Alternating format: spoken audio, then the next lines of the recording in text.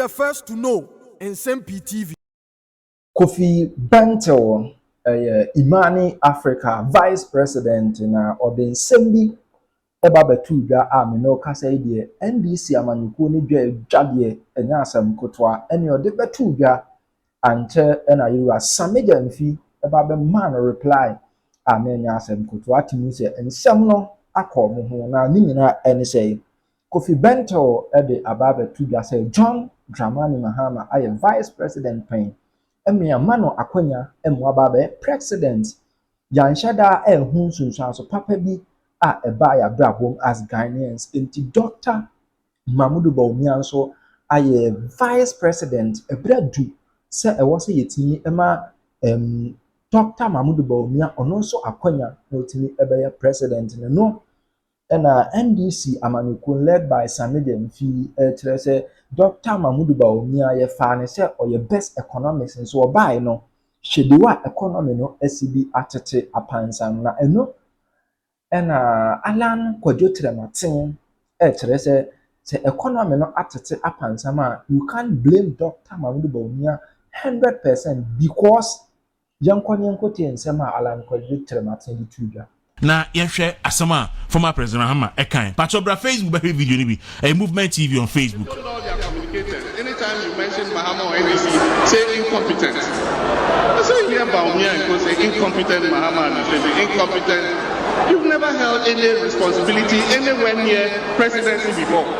You don't know what it is like to be president.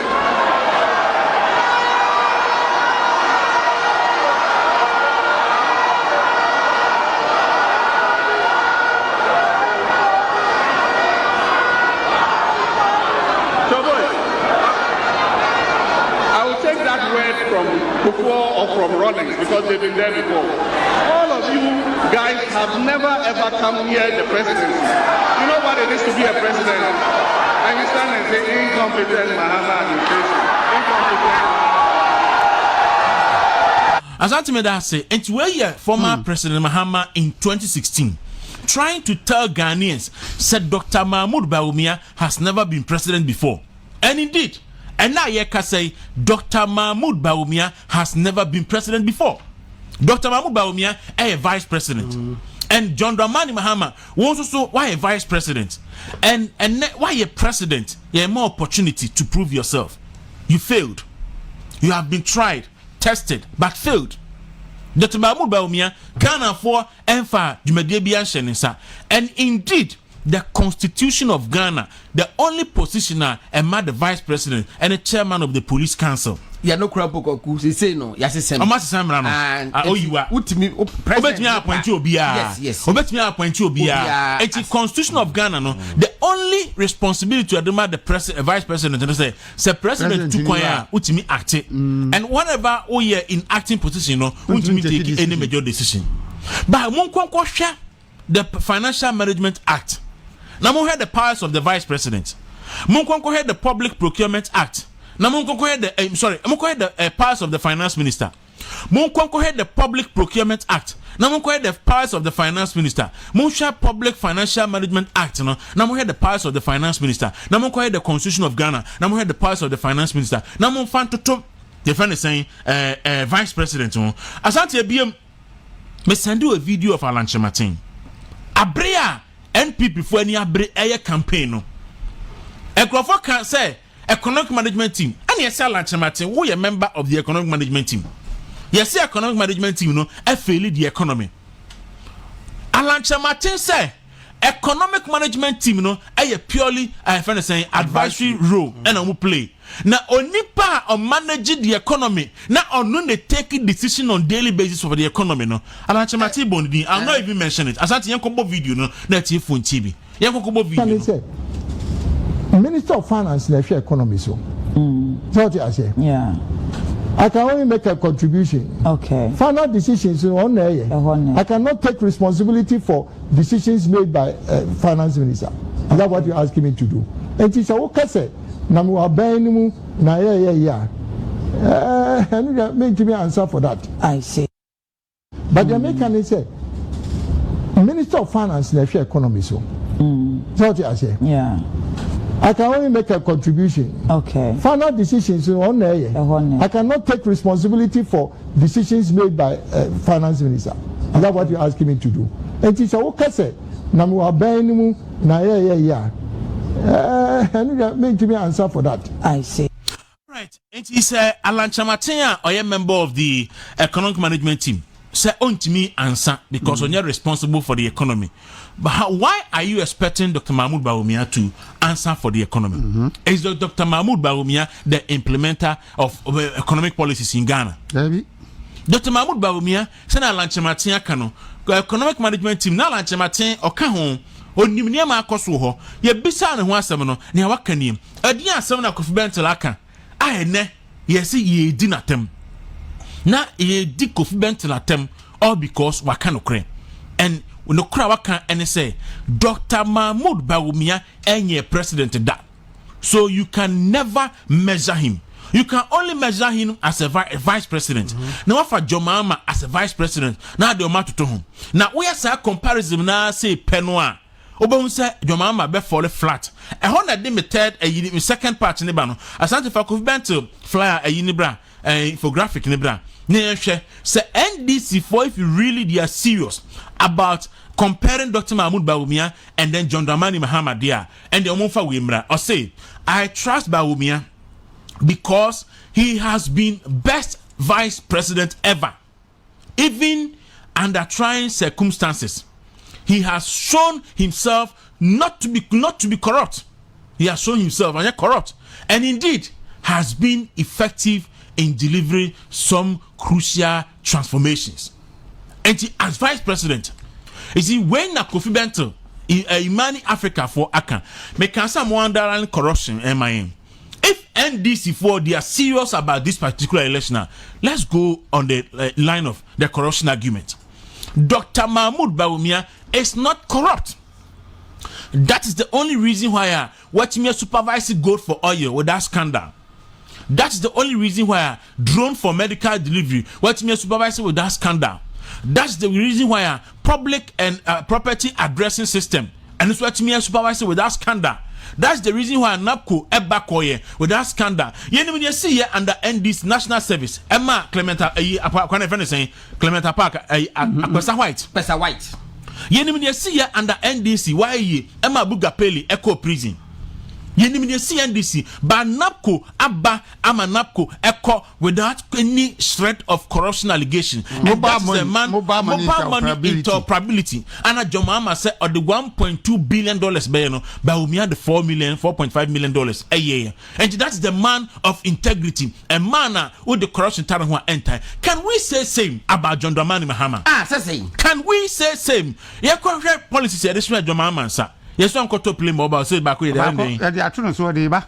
Yes, one copper hanger playing the best saying. Oh, dear buoy, baby. You can't say one cover SCS Korea Dream, I didn't see it. Oh, insurance is can cocaine. You can't say on Concoshe Sada, so I didn't see it. And confirm. You can't say on my contract a bucket Burkina Bay can as we didn't see it. What is bribe?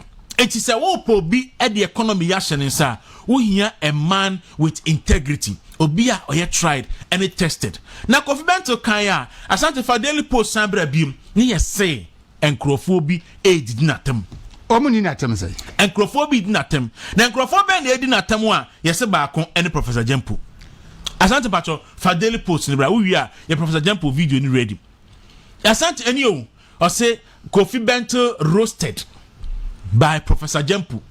I say, yeah, integrity as some man of integrity. Kofi Bentil namwe. Gonon pacho, obeti Kofi Bentil integrity and yet intact. Very intact. Kofi Bentil integrity and yet intact. Very intact. CSOs and ye from Muji bribe. What's Kofi Bentil waji bribe ninda?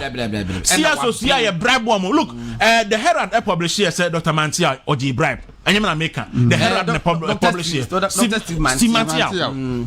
Oji bribe. And this for the crowd. In fact, SF a for a friend saying, watching a Munina can want some. And ye come men of integrity. No wonder so bit sick of Bentil and na old defender Dr. Mahmoud Bawumia because on no integrity are intact. Dr. Professor Jempo. Asante me enko 5 video nimra. BBC 4 by year investigations were saying. Lecturers are a kissy a man violently. While we were investigating in Nigeria, an Africa Eye team was also on the ground at the University of Ghana. Here, we followed up allegations against Professor Ransford Jampo, a political scientist and a well-known commentator. We sent an undercover journalist posing as a student at the university, and he agreed to become her mentor. A few weeks later, Professor Jampo called on a Sunday afternoon asking to come to her home. She managed to persuade him to meet at a mall instead. Throughout this meeting, he made numerous inappropriate remarks.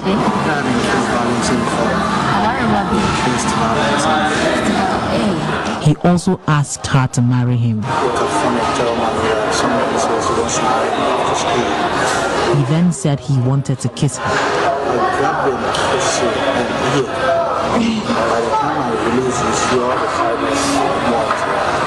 As she began to leave, Professor Jampo made one last move.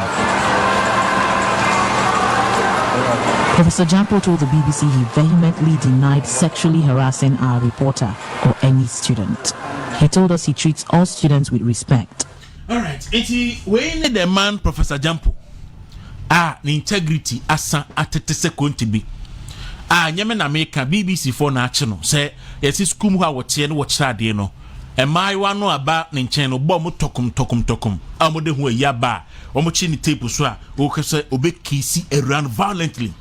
And then Professor Jampo eba say o roasti Kofi Bentel, all because Kofi Bentel like say Ghanaians must be fair to Dr. Mahmoud Bawumia and give Dr. Bawumia a fair hearing. Offer Bawumia the chance to be a friend and also to be president. Sani Mahama Kwan after Professor Mills be a president, Dr. Mahmoud Bawumia, a man with integrity, unblemished integrity. Yeah, man, now unknown so vice president. Professor Jampo says the same way. Wanted that. Gordon Pacho, Professor Jampo, Asemi University of Ghana from penny for him. University of Ghana from penny for a committee to investigate. They are found in the guilty, almost suspended. No decision necessary. 18th February 2020, Ghanaian University suspend sex for grades lecturers. Sex for grade lecturers. Professor Ransford Jampo was the two lecturers who were alleged to be involved in sex for grades have been suspended by the University of Ghana, Legon. APA learns here on Tuesday. Professor Ransford Jampo was given 6 months suspension without salary. Beginning from 1st January, while Dr. Paul Butako is suspended for 4 months without salary beginning from January 1, 2020. This was contained in a statement issued by Stella A. Amwa, Director of Public Affairs and Ghana's of Ghana's Premier University on Tuesday. Anti-sex offense no koye suspended 6 months without pay. It is said the crofom masha winsam sexual madie go no went me and so mudim now obo tochum the public opposition be show some Ghana so now before after that no story be wa where ye Tuesday October 8th 2019 the Lagold Hat accuses lecturer of sexual harassment during her time at Legon. A former student of Professor Jampo, the Lagold Hat, has accused him of sexual harassment during her time at the University of Ghana. In a series of posts on social media, Dela narrated how Jampo pestered her during her time on campus between 2010 and 2014. According to Dela, 2010 and 2014. Na me so mo ho. Say me so che made. According to the law, Jampo went as far as not approving her thesis for graduation because she refused him. The last accusations come in the midst of the BBC sex for sex offender. Yeah, University of Ghana for certified say who is sex offender. It don't punish you. Ghana suspended 6 months without pay. Ghana the judges and Hunusunti. Na and the would ye can national discourse. Now why now Obi can as man be dinatem. Na Abra Kofi Bentel a choice asem no. Na Ransford Jampo about Facebook. DSA, you cannot be one of the loudest critics of this regime and sadly make the case for its remnants, still remnants. Now he's referring to Dr. Mahmoud as Bawumia a remnant. As a remnant. Remnant, they just say, as what did you or did you not what did Brodo? And remnants. And we are referring to Dr. Bawumia as a remnant. How disrespectful. Why didn't collaborate such a media? And I kiss kissing body is supposed to be smooth. Kama. Was it violently? Oh, what can I know? Oh, for so be a kissing. What did be that? Shay, was saying, things are, was it remnants to be given hearing when things are growing from bad to worse? Are things going from bad to worse? Inflation that never for me. That's a no better. Because my machine, a smarter strategy could have been used. This one is outmoded at best. You don't know, Jampo, and that will be so idea. So what was it, DSA, and will be so the bear? Was it please say, asking a female student if she had ever been kissed violently isn't smart move. It's very barbaric and unprofessional of a player like you. Do it by yours truly.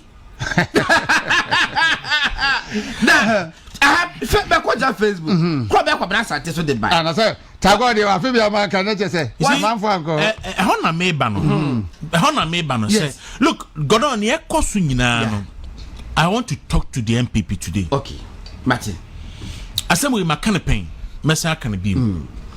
Say, and you may question NDC for the Ehu. And that's MPP. And you MPP before Ehu share well-meaning Ghanaians so that me Mabontain and me cousin Papa and Fanfa MPP attack. Yes. And he said, Obi betro bibia na omo attack in the panel. You don't scan it through Facebook. After say attacks on Kofi Bento Ebaino, and now me scan it through Facebook. Say me who said the new